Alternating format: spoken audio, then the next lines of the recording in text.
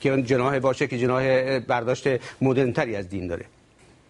بیشک ما متاسفانه الان یک برداشتی از دین که برداشت رسمی هم هست و به نام روحانیت هم داره تمام می شود، این اشتباهات متعددی داره مرتکب میشه. کار جنبش سبز همینه که یک برداشت تازه تر و مدرن تر و نزدیکتری به مبانی و ارزش‌های دینی به جامعه عرضه کنه و مردم ما هم انصافاً بین این دو مورد رو کاملاً تفکیک قائل میشن. یعنی حساب فرض بکنید امثال آیت الله منتظری رو از برخی مروجان خشونت و قساوت و استبداد کاملاً جدا میکنن. شما آقای کدیور در کنار دیگران یکی از به اصطلاح روحانیون شاخصی هستین یا روشنفکران دینی خیلی شاخص و فعالی هستین که همونطور که گفتم کتاب‌ها و مقالات زیادی منتشر کردید و در واقع در ستیز با اسلام سنتی به نوعی هستید از نظر فکری. سوال من اینه که شما به دنبال یک رنسانس در اسلام به طور کلی هستین یا اینکه دوست دارین که یک برداشت دیگری از مذهب شیعه برای نوع حکومتداری در ایران بشه؟ من اینکه در ستیز با اسلام سنتی این تعبیر رو اجازه بدید درش تجدید نظر بکنم. این تعبیر تمامی نیست. من در ستیز با اسلام استبدادی هستم، در ستیز با اسلامی هستم که نوعی دنیاداری رو به نام دینورزی داره بر جامعه مسلط میکنه.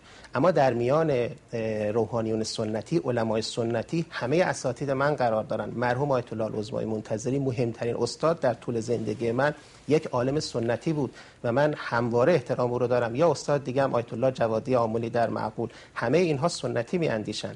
اما این باعث نمیشه که برخی از کاستی ها که در تفکر سنتی هست مورد نقادی قرار نگیره. این رسم حوزه های علمیه هست که در اون همه تفکرها به آزادی مورد نقادی و بررسی و بحث قرار میگیره و کسی هم متهم نمیشه به خاطر نقدش، براش مشکلی ایجاد نمیشه. من همچنانی که بسیاری از آراء اساتید سنتی خود رو باور دارم، در پاره از مسائل با اونها اختلاف نظر دارم.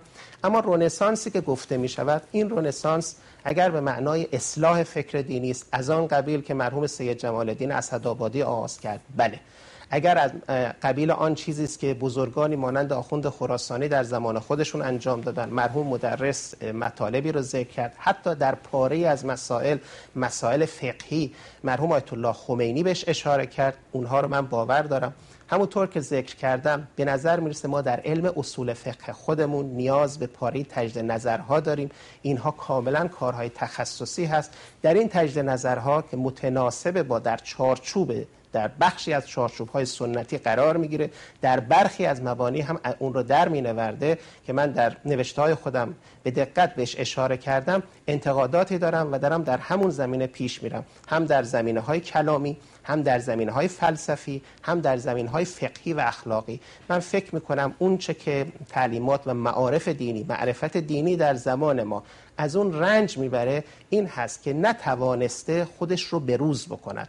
من به دنبال این هستم که اسلام ما بتواند پاسخگوی مسائل زمانه خودش باشد و به جای اینکه در زمان علامه مجلسی 500 سال پیش نفس بکشیم، در زمانه خودمون نفس بکشیم، فرزند زمان خودمون باشیم و نبض تفکر جامعه رو به شکل رقابتی و آزادانه در دست داشته باشیم. این چیزی است که من دنبال میکنم. بسیار خوب.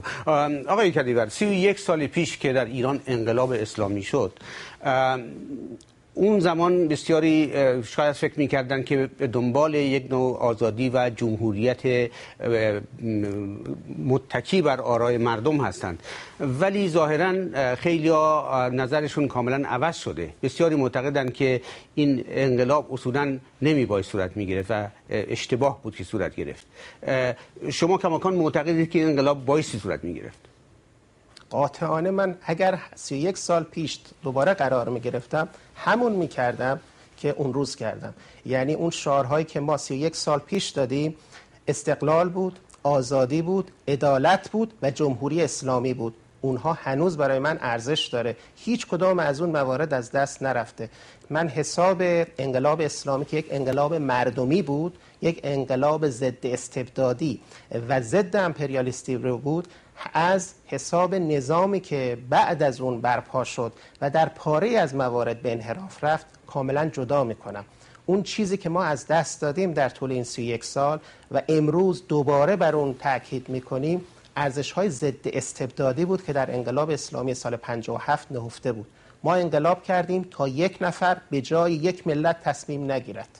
ما انقلاب کردیم که از هر حاکمی، از هر رئیسی، از هر رهبری امکان سوال باشد و همه پاسخگو باشند. هیچ کس خودش رو فوق قانون نداند، هیچ کس مقام مادام العمر نداشته باشد. این مواردی بود که ما براش انقلاب کردیم. خب اینها امروز هم قابل دفاعه. ولی آقای کدیور، خیلی عذر میخوام، شما البته این صحبت‌ها رو در جاهای دیگر هم کردید و استنادتون هم به شخص آیت الله خامنه‌ایه و ببخشید آیت الله خمینیه و از اون جمله میگین که از خود آقای خمینی نقل میکنین که گفته وقتی که خبرنگاری در پاریس ازش میپرسه که شما چه جور جمهوری میخواین، گفته جمهوری ما مثل همین جمهوری فرانسه است، فرقی نمیکنه. ولی خیلی منتقدین انقلاب اسلامی معتقدن که اون نحوه موضع‌گیری اون زمان آقای خمینی که سر کار نبودند هنوز یک نوع فرصت طلبی بود برای کسب قدرت، کما اینکه مثال میارن که بلافاصله بعد از انقلاب اتفاقاتی افتاد، از جمله مثلا دادگاه‌های چند دقیقه‌ای و اعدام‌های گسترده که اینا کاملا مغایر اون چیزی بود که قبلا گفته میشد و خیلی زود بساط بسیاری از احزاب سیاسی هم برچیده شد در ایران. وقایع بعد از انقلاب در همه انقلاب‌ها میباید با شعارهای اولیه رهبران انقلاب مورد ارزیابی قرار بگیره. اونچه که من الان ازش دفاع میکنم اون جمهوری اسلامی بود که مرحوم آیت الله خمینی در پاریس به ملت ایران معرفی کرد و ما ملت عاشق اون ارزش‌ها شدیم. جمهوری به همان معنا که در همه جای دنیا جمهوری است، جمهوری که بر پایه آراء ملت است اما ارزش‌های اسلامی مورد توجه مردم رو هم پاس می‌داره. من از او دفاع می‌کنم. بیشک همچنان که در انقلاب شوروی، در شوروی سابق، در انقلاب فرانسه، در انقلاب کوبا، در انقلاب ایران، در انقلاب الجزایر تندروی‌های صورت گرفته، به شدت مورد انتقاد ما هم هست. بسیاری از اون چیزی که در دهه اول اتفاق افتاده مورد نقد ماست. اما امروز بحث ما این است که بعد از 31 سال تجربه نهادهای نظارتی در جمهوری اسلامی اسمشان هست، رسمشان نیست.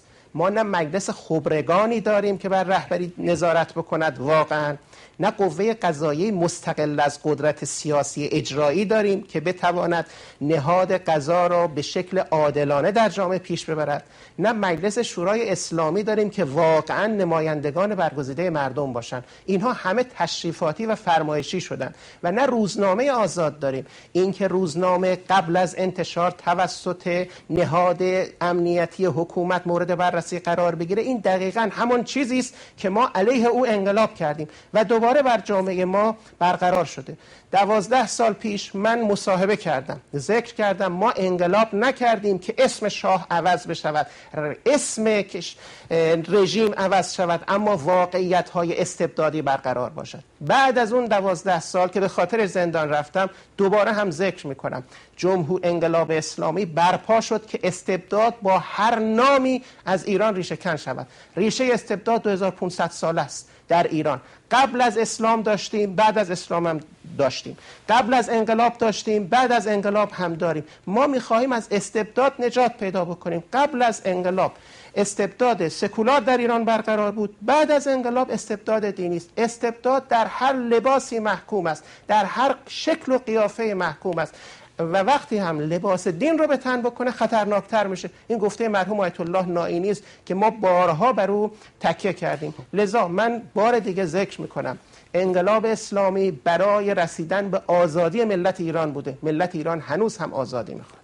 برای رسیدن به استقلال بوده. ما اگرچه در حوزه استقلال بهتر از آزادی و عدالت مسئولین کشور عمل کردن، اما امروز نسبت به برخی روابط با چین و روسیه ما انتقاد داریم. میگیم که موازنه منفی همچنان که با غرب بوده باید با شرق هم برقرار باشد. هیچ تفاوتی نمیبینیم و بیش از همه بر انتقاد پذیری و پاسخگویی همه مسئولان مملکتی از صدر تا ذیل تاکید میکنیم. این یعنی اجرای اصول برجامانده قانون اساسی. فکر نمی کنم این خواست زیادی باشه. بنابراین آقای کدیور، شما به